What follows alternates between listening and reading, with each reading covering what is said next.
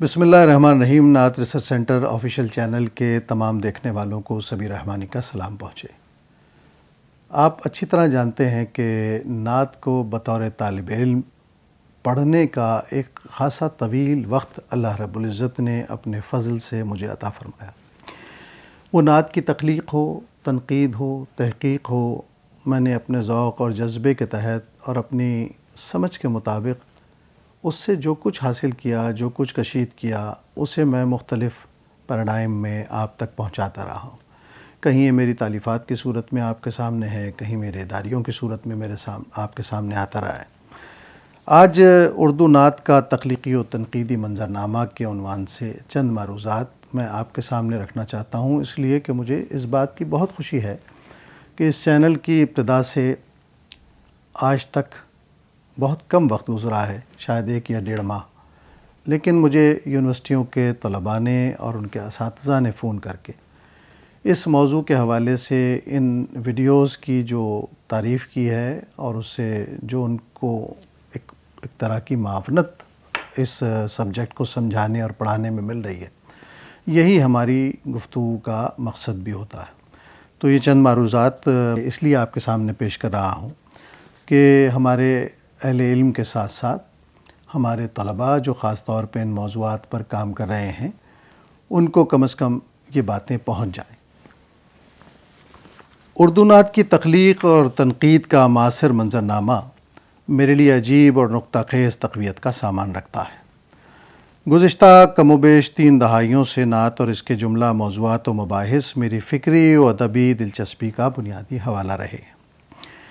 میں نے ایک طالب علم کی طرح اس عرصے میں سامنے آنے والی تمام تر نعتیہ کتب کو اور سرگرمیوں کو غور سے دیکھا ہے۔ اس لیے ذاتی سطح پر یہ بات نہ صرف میرے لیے امید افزا اور طمانینت کا باعث ہے کہ یہ چیزیں میری نظر سے گزرتی رہیں اور انہوں نے میرے فکر کا ایک دھارا متعین کیا۔ اس وقت نعت کے تخلیقی اور تنقیدی دونوں دائروں میں مختلف افکار، رجحانات اور رویوں کے لوگ بیک وقت کام کر رہے ہیں۔ یہ بات تو اپنی جگہ خوشکن ہے ہی کہ اس طرح نعتیہ ادب کا وسیع تناظر ابھر کر سامنے آ رہا ہے، جس نے یہ واضح کر دیا ہے کہ نعت اب ہمارے ادب کے مرکزی دھارے کا اسی طرح حصہ ہے جس طرح کوئی بھی دوسری صنف ادب۔ یہ بات بھی توجہ طلب ہے کہ نعتیہ ادب کے معاصر تناظر میں مختلف ذہنی رویوں، جداگانہ رجحانات اور مختلف نوع افکار کے حامل افراد کی تخلیقی و تنقیدی کارگزاری ایک ایسا پیراڈائم تشکیل دے رہی ہے جس میں ایک طرف نعت بحیثیت صنف ادب اپنے نئے امکانات کا اظہار کر رہی ہے اور دوسری طرف اس کے توسط سے ہماری ادبی تنقید میں ایک ایسا فکری ڈسکورس بھی نمایاں ہو رہا ہے جو نعت کے تجزیے اور تفہیم کے بالکل منفرد پہلو اجاگر کرتے ہوئے خود ہماری ادبی و تہذیبی جمالیات کے رموز و علائم کی معنویت کے نئے تناظرات کو سامنے لا رہا ہے۔ عصر حاضر میں تخلیق و تنقید نعت کا یہ نیا منظرنامہ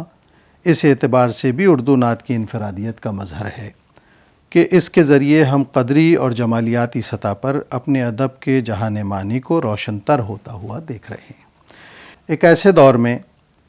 جب ادب بلکہ جملہ فکری اور سنجیدہ سرگرمیاں انحطاط کی صورتحال سے دوچار ہیں، یہ صرف ہمارا ہی مسئلہ نہیں بلکہ عالمی سطح پر اس امر کا اظہار ہو رہا ہے۔ ایسے میں نعتیہ ادب سے روشن تر ہوتا ہوا تخلیقی و تنقیدی تناظر ہمارے فکری وجود کے زندہ ہونے کا نہایت وقیح اور معنی آفریں حوالہ ہے۔ ازرو ایمان یہ حوالہ ہماری تقویت کا سب سے محکم سامان رکھتا ہے اور ہمیں احساس دلاتا ہے کہ ہمیشہ کی طرح عصر حاضر کے انسانیت کشت ماحول میں بھی ایک بار پھر ہماری بقا اور استحکام کا اہتمام کرتے ہوئے مشیت ایزدی نے ہمیں چشمہ حیات جاویداں کی طرف متوجہ کیا ہے۔ یہ چشمہ اب سے پہلے بھی ابتلاء و آزمائش کی ساعتوں میں ہمیں آب بقا فراہم کرتا رہا ہے اور اب بھی یہی ہماری سیرابی اور بحالی کا ذریعہ ثابت ہوگا انشاءاللہ۔ جہاں تک نعت کے تخلیقی مزاج کا معاملہ ہے تو وہ صرف لمحہ موجود میں نہیں بلکہ ہماری زبان اور ہمارے ادب کے ابتدائی ادوار ہی میں اپنی زرخیزی اور فکر افروزی کا اظہار کرتا رہا ہے۔ اس میں ایسے موضوعات تخلیقی اظہار و ابلاغ کا حصہ رہے ہیں جو نعت کی ادبیت کے ساتھ ساتھ اس کی سماجی و تہذیبی، فکری و عصری معنویت کو بھی نمایاں کرتے رہے ہیں۔ نعت میں عشق نبی کریم صلی اللہ علیہ وسلم کے والہانہ اظہار سے لے کر استغاثہ اور عصر آشوب تک کے موضوعات پر محض ایک سرسری نگاہ بھی اس امر کا واضح اور وافر ثبوت فراہم کرنے کے لیے کافی ہے۔ ہم دیکھ سکتے ہیں کہ نعتیہ ادب میں موضوعات کی ایسی رنگا رنگی اور وسعت پائی جاتی ہے کہ اس کا اندازہ یوں تو ایک سرسری نگاہ سے بھی کیا جا سکتا ہے،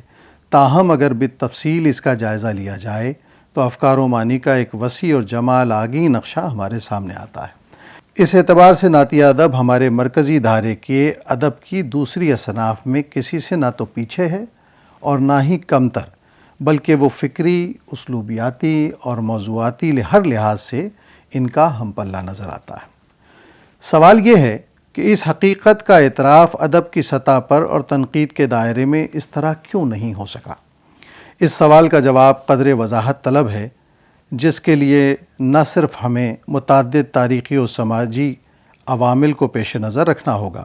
بلکہ اس کے ساتھ ساتھ اپنے تنقیدی ارتقاء کے مختلف مراحل کو بھی توجہ سے دیکھنا ہوگا۔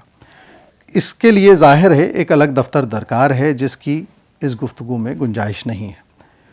اختصار اور اشارات سے کام لیتے ہوئے بس اتنا کہہ سکتا ہوں کہ اردو تنقید نے 20ویں صدی کی جن ابتدائی دہائیوں میں ترقی اور ارتقاء کا سفر شروع کیا، اس زمانے میں ادبی منظرنامہ ایسے ترقی پسند اور روشن خیالوں کے زیر اثر تھا جو ادب و مذہب کے رشتے کو نہ صرف تسلیم نہیں کرتے تھے بلکہ اس کی ہر ممکن تردید کرتے تھے اور اسے ادب کے لیے مضر سمجھتے تھے۔ ایسے دور میں نعت کے بطور صنف ہمارے ادب کے مرکزی دھارے میں جگہ پانے کا سوال ہی کیا رہ جاتا ہے۔ جب نعت اپنی صنفی حیثیت سے اس طرح تسلیم نہیں کی گئی تو اس کے فکری و ادبی معیارات کا جائزہ اور ان کی معروضی، تخمین و ظن کی بھلا کیا گنجائش نکلتی؟ محمد حسن عسکری اردو کے وہ پہلے بڑے نقاد ہیں جنہوں نے نعت بحیثیت صنف ادب اور نعت نگار بحیثیت تخلیق کار کو قدری مطالعے کا موضوع بنایا۔ یہ کام گزشتہ صدی کے وسط میں آ کر ہوا، یعنی کم و بیش 60-65 برس پہلے۔ اس لحاظ سے دیکھا جائے تو اردو نعت کی تنقید کا سارا سفر بمشکل تمام 6-7 دہائیوں کو محیط ہے۔ عسکری صاحب کے بعد پھر ایک تعطل کا سا عرصہ گزرتا ہے۔ ایسا نہیں کہ اس عرصے میں تنقید نعت کا کوئی کام نہیں ہوا، یقیناً ہوا، ایک نہیں کئی ایک نقاد کام کرتے ہوئے نظر آئے، لیکن یہ کام اپنی نہج اور سطح پر اس نوع کا نہیں ہے جیسا کہ عسکری صاحب کا کام تھا۔ البتہ گزشتہ 3-4 دہائیوں میں اس حوالے سے جو کام سامنے آیا ہے وہ کیفیت اور کمیت ہر دو اعتبار سے اس سطح سے قریب تر ہوتا ہوا نظر آ رہا ہے کہ اسے ادب کی فکری اور قدری تنقید کے مساوی اور مرکزی ادب کا حصہ باور کرنے سے آج کے نقاد، بالخصوص ہمارے ترقی پسند نقاد، جدیدیت پسند نقاد اور روشن خیال نقاد بھی انکار نہیں کر سکتے۔ یہ بات صرف اتنی ہی نہیں بلکہ یہاں ایک اور نقطہ بھی غور طلب ہے۔ اردو نعت کے تنقیدی تناظر کو دیکھتے ہوئے اگر اس کا موازنہ ادب کی کسی دوسری بڑی صنف مثلاً غزل، نظم، افسانہ یا ناول وغیرہ کے سیاق میں ہونے والے تنقیدی کام سے لیا جائے تو یہ دیکھ کر نعت کی صنفی فوقیت کا اعتراف بھی لازم آتا ہے کہ صرف 6-7 دہائیوں کے قلیل عرصے میں جتنے اور جیسے موضوعات و عنوانات ہمارے ادب کی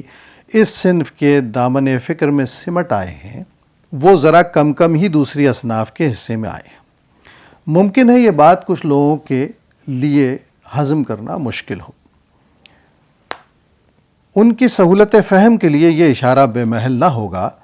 کہ وہ ذرا ایک بار تحمل سے بیٹھ کر یہ دیکھنے اور سوچنے کی کوشش کریں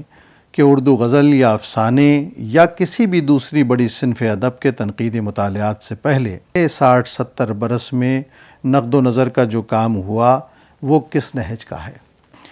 اور یہ کہ اس میں مقدار اور معیار کی صورتحال کیا رہی ہے۔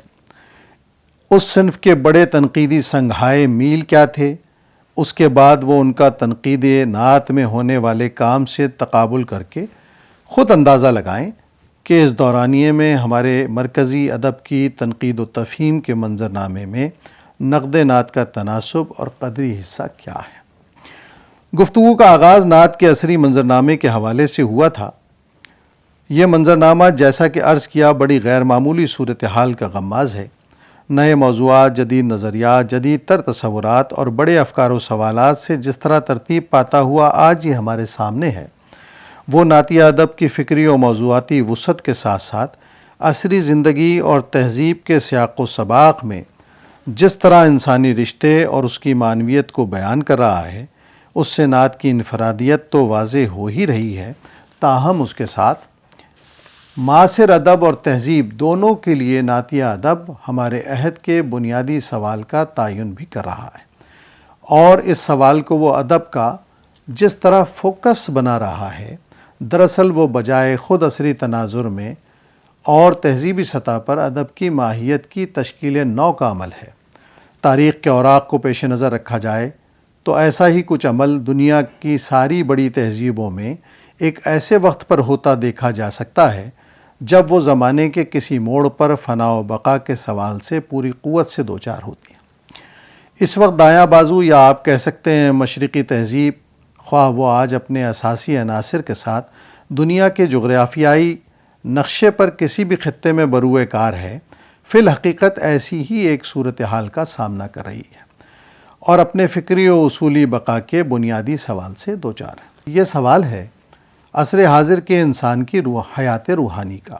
ہم دیکھ سکتے ہیں کہ عہد جدید کی ساری قوتیں انسان کی صرف وجودی زندگی کی بقا اور فروغ سے متعلق ہی نہیں ہیں، بلکہ اس پر اصرار بھی کر رہی ہیں۔ ان کا مقصد انسان کو ایک مشین کی طرح زندگی بسر کروانا ہے اور اسی پر قناعت کرنا سکھانا ہے۔ وہ اس کے داخل میں موجود روحانی داعیے کی نفی کے لیے ہر ممکن کوشاں ہیں۔ یہ عمل انسان کا شرف اور اس کی فضیلت ختم کرنے کے مترادف ہے۔ دوسری مخلوقات اور اشیاء کائنات پر انسانی برتری کا جواز اس کا یہی روحانی داعیہ ہے۔ اگر یہ نابود ہو جائے تو اس کا شرف بھی بے جواز ہو جائے گا۔ یہ وہ صورتحال ہے جس کے حوالے سے ہم آج اردو نعت اور اس کے تخلیقی و تنقیدی تناظر کا مطالعہ کر کے اس کی اصل معنویت سے ہمکنار ہو سکتے ہیں۔